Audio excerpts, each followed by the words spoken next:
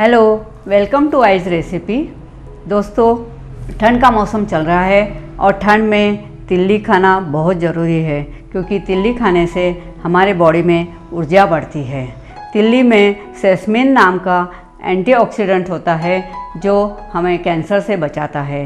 इसमें प्रोटीन और amino acids होते हैं जिससे हमारी हड्डियाँ बहुत मजबूत होती है। तो दोस्तों, ठंड में कभी भी मीठा खाने की इच्छा हुई तो मिठाई खाने से अच्छा तो तिल्ली की बर्फ़ी खा रही है। तो चलिए, आज मैं आपको तिल्ली की बर्फ़ी बता रही हूँ जो कि बहुत ही झटपट बनती है। तिल्ली की बर्फ़ी बनाने के लिए मैंने बिना पॉलिश वाले तिल लेकर उसको भून लिया है और उसकी पाउडर 2 कटोरी ली है और हाफ़ कटोरी मूंगफली की पाउडर ली है। इसका मेजरमेंट ऐसा है कि 4 कटोरी यदि तिल्ली की पाउडर है तो उससे 1 कटोरी मूंगफली की पाउडर होती है। ये मूंगफली इसलिए डालते हैं बाइंडिंग के लिए।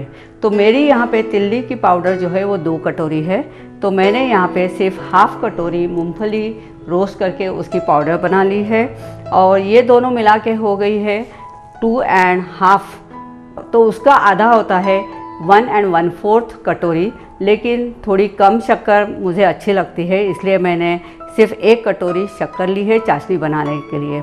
आपको यदि ज़्यादा मीठा लगता हो तो आप जितनी पाउडर दोनों मिला के जितनी पाउडर होती है उसकी आधी शक्कर ले सकते हो या थोड़ी सी कम भी ले सकते हो। और इलायची पाउडर ली है। गैस की फ्लेम मीडियम रखते हैं कढ़ाई गर्म होने के लिए। मैं आपको तिल कैसे भूनना वो मैं आपको बता रही हूँ। दोस्तों, कढ़ाई गर्म हो चुकी है। अब हम इसमें तिल्ली भूनने के लिए डालते हैं। ये बिना पॉलिश की तिल्ली है। मार्केट में 2 टाइप की तिल्ली मिलती है, एक पॉलिश वाली और एक बिना पॉलिश की। तो आप बिना पॉलिश की तिल्ली लीजिए क्योंकि पॉलिश वाली तिल्ली में पॉलिश करते टाइम तेल निकल जाता है तो उससे जो भी चीज़ हम बनाते हैं वो ड्राई बनती है, टेस्टी नहीं बनती है। तो इसलिए आप ये बिना पॉलिश वाली तिल लीजिए और इसको सिर्फ लाने के बाद छलनी से छान लीजिए ताकि कोई मिट्टी हो तो निकल जाएगी। तिल्ली भूनने का तरीका ये है कि जैसे तिल्ली भूनना शुरू होती है तो इसमें चटकने की आवाज़ आती है, तिल्ली चटकने की।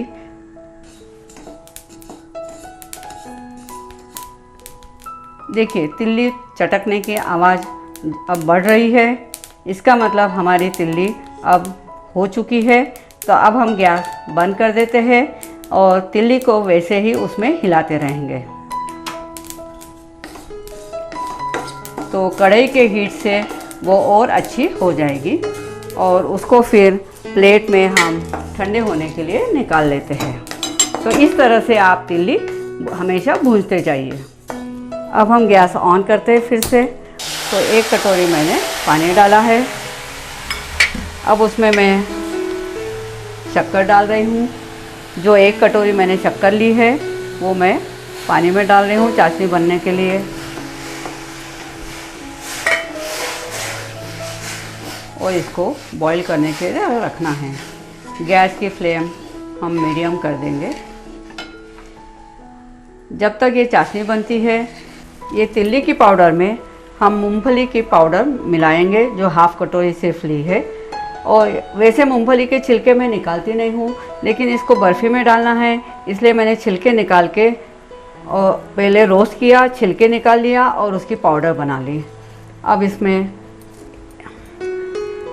हाफ़ टी स्पून इलायची पाउडर डालती हूँ जो कि बहुत ही अच्छी लगती है बर्फ़ी में। और इसको अच्छे से मिक्स करना है। फिर जैसे चाशनी बन जाएगी हम इसको चाशनी में मिला देंगे। चाशनी हो गई देखने का एक तरीका है कि इसको हम प्लेट में डालेंगे तो वो पानी जैसे फ़्लो नहीं होनी चाहिए।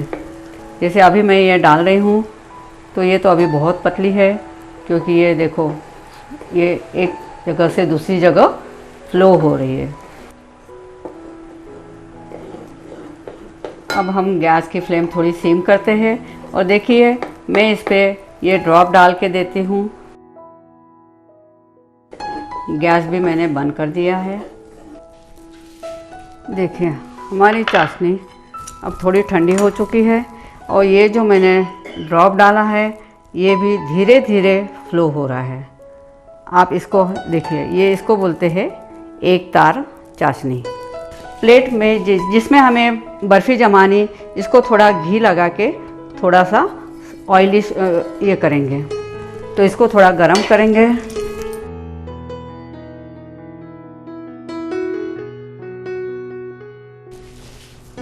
ये जो पूरा मिक्सचर है ये इसमें हम चाशनी में डाल देंगे।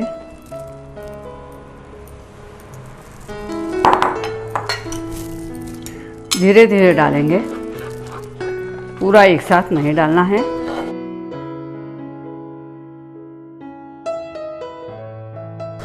ये हमारी बर्फ़ी का ये तैयार हो गया है।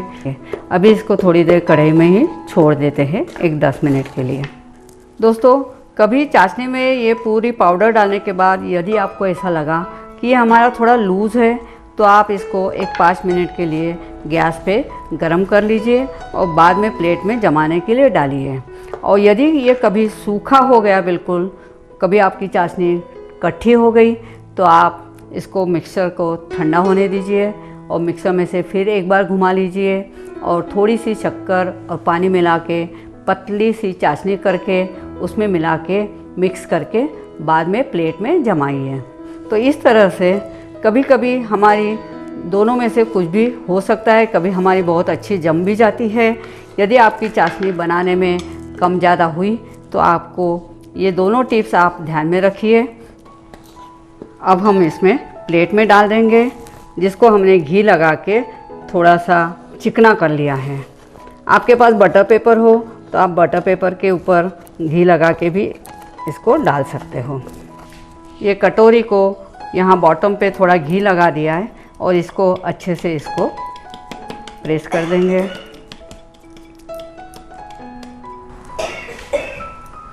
ये देखें, ये थोड़ा सा ग्रेटेड कोकोनट डालने से ये वाइट अच्छी लगेगी।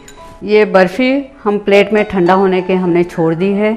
इस बर्फ़ी को पूरी तरह से ठंडा होने से पहले ही हम चाकू से कट दे देंगे, क्योंकि यदि ये पूरी तरह से ठंडी हो गई तो चाकू से बराबर कट हम दे नहीं पाएंगे। तो थोड़ी गर्म और ठंडा होने के बाद हम इसको चाकू से कट देंगे। तिल्ली की बर्फ़ी का ये मिश्रण ठंडा हो गया है। अब इसको मैं चाकू से कट दे रही हूँ। ये नीचे से अभी थोड़ी गर्म है, इसलिए अभी हम इसको निकालेंगे नहीं, सिर्फ इसको कट दे दिया है। ये देखिए, मैंने बर्फ़ी को ठंडा होने के बाद काट लिया है और इस प्लेट में जमाया है। देखिए कितनी अच्छी बर्फ़ी बनती है, जो कि ऊपर से ड्राई है, लेकिन जब आप इसको खाओगे तो अंदर से ये नरम रहेगी। तो इस तरह से आप भी ये तिल्ली की बर्फ़ी ज़रूर बनाइए और रोज़ मिठाई के बदले में ये तिल्ली की बर्फ़ी खाइए। तो ये मेरी रेसिपी आपको कैसी लगी आप कमेंट बॉक्स में ज़रूर लिखिए। और मेरा आइज़ रेसिपी चैनल अभी तक आपने सब्सक्राइब नहीं किया होगा तो ज़रूर सब्सक्राइब कीजिए। पास वाले बेल आइकन को प्रेस करिए ताकि मेरे नए वीडियोस का नोटिफिकेशन आपको मिलता रहेगा।